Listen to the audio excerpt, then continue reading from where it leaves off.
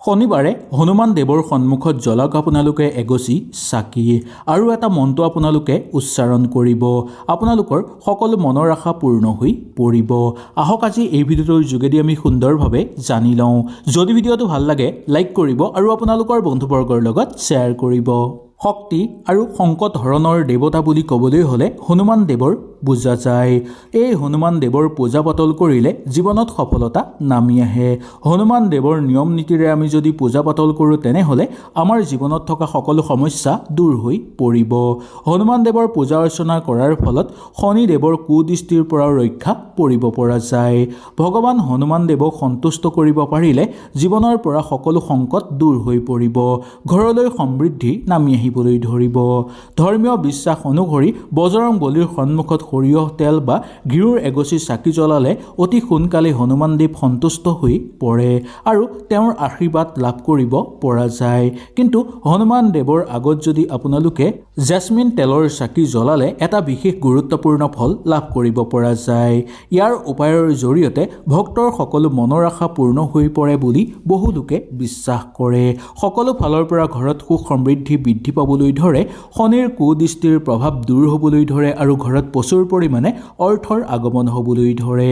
আপোনালোকৰ ঘৰত যদি কোনো লোকে ক্ষতি কৰিবলৈ চেষ্টা কৰি আছে, সেই শত্ৰু ধ্বংস হৈ পৰিব আৰু আপোনাৰ জীৱনত শক্তি বৃদ্ধি পাবলৈ ধৰিব।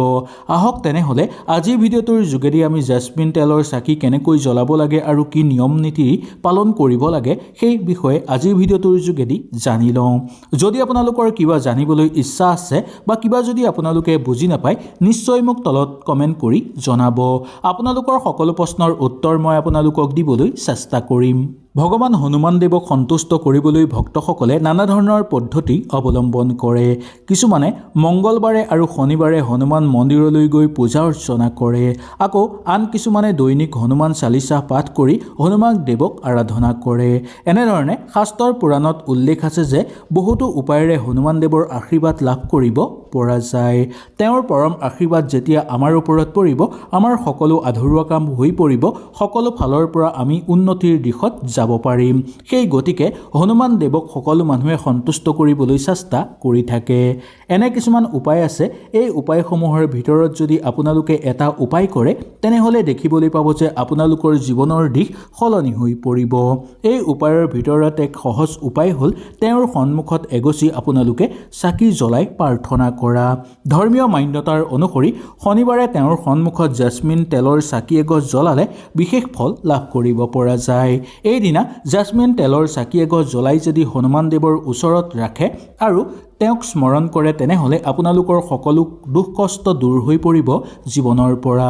ঘৰত সুখ সমৃদ্ধি বৃদ্ধি পাবলৈ ধৰিব, সকলো ক্ষেত্ৰতে সফলতা অৰ্জন কৰিব পাৰিব আৰু ঘৰ পৰিয়ালত এক নতুন শক্তি জাগ্ৰত হ'বলৈ ধৰিব। এই সন্দৰ্ভত আমাৰ জ্যোতিষীসকলে কয় যে হনুমান দেৱে জেচমিন তেল বহু বেছি পচন্দ কৰে। গতিকে প্ৰতি শনিবাৰে আপোনালোকৰ যদি মনোবাঞ্ছা পূৰ্ণ কৰিব বিচাৰে তেনেহ'লে জেচমিন তেলৰ চাকি এগছ হনুমান দেৱৰ সন্মুখত ৰাখিব আৰু হনুমান দেৱক আৰাধনা কৰি প্ৰাৰ্থনা কৰিব। ইয়াৰ ফলত আপোনালোকৰ জীৱনৰ পৰা সকলো সমস্যা দূৰ হৈ পৰিব।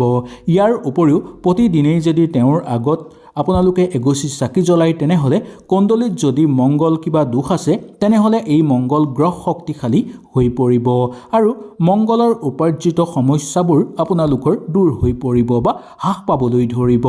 যিসকল ব্যক্তিৰ জন্মৰ কুণ্ডলীত মংগল তৃতীয় স্থানত আছে, ষষ্ঠ স্থানত আছে, অষ্টম আৰু দ্বাদশ স্থানত থাকে, তেওঁলোকে যদি হনুমান দেৱৰ আগত জেচমিন তেলৰ এগছি চাকি জ্বলায় তেন্তে সকলো সমস্যা হ্ৰাস পাবলৈ ধৰে আৰু মংগল দোষৰ পৰাও পৰিত্ৰাণ লাভ কৰিব পৰা যায়।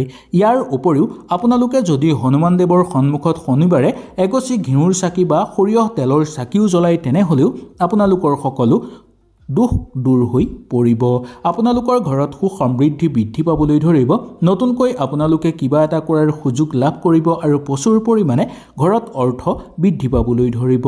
আৰ্থিকভাৱে আপোনালোক বহু বেছি শক্তিশালী হৈ পৰিব। যিসকল মহিলাৰ কুণ্ডলীত মংগলৰ দোষ আছে তেওঁলোকে প্ৰতিদিনে হনুমান দেৱৰ শ্ৰী চৰণত জেচমিন তেলৰ চাকি এগছ জ্বলাই আপোনালোকে প্ৰাৰ্থনা কৰিব লাগে। এনেকৈ যদি আপোনালোকে প্ৰাৰ্থনা কৰে তেনেহ'লে বৈবাহিক জীৱনত চলি থকা বাধা বিঘিনি দূৰ হ'ব আৰু দীৰ্ঘদিনৰ পৰা হৈ নুঠা কামো সম্পূৰ্ণ হৈ উঠিব। আপোনালোকৰ ঘৰ পৰিয়ালত সুখ সমৃদ্ধি বৃদ্ধি পাবলৈ ধৰিব।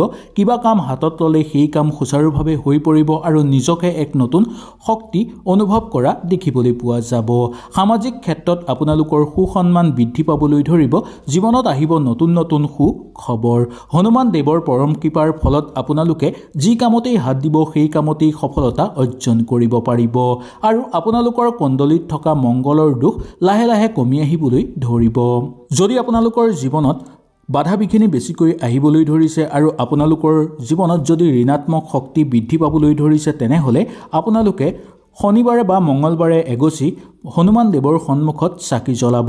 এনে কৰিলে আপোনালোকৰ সকলো বাধা বিঘিনি আঁতৰি যাব। কেৱল এই নহয়, প্ৰতিদিনে যদি ব্যক্তিয়ে আপোনালোকে এগছি চাকি জ্বলাই হনুমান দেৱৰ সন্মুখত তেনেহ'লে ঋণাত্মক শক্তি আপোনালোকৰ নোহোৱা হৈ পৰিব। এই এগছি চাকি জ্বলাবৰ কাৰণে আপোনালোকে কোনো মন্দিৰলৈ যাব নালাগে।